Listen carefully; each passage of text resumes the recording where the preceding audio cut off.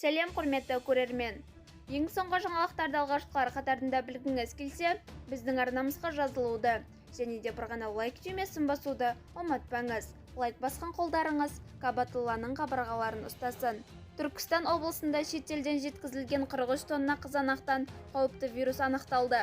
Биыл облыстық аумақтық инспекция фитосанитарияға қатысты 20 заң бұзушылықты анықтаған.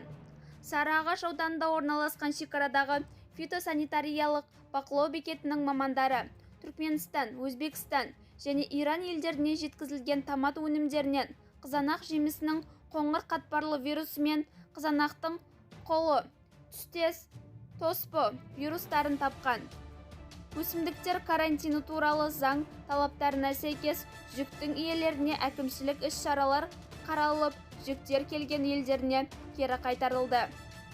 Құрметті көрермендер, осы хабарды көптеген достарыңызға жіберіп, өз денсаулығыңызға абай болыңыз. Сау саламат болыңыз.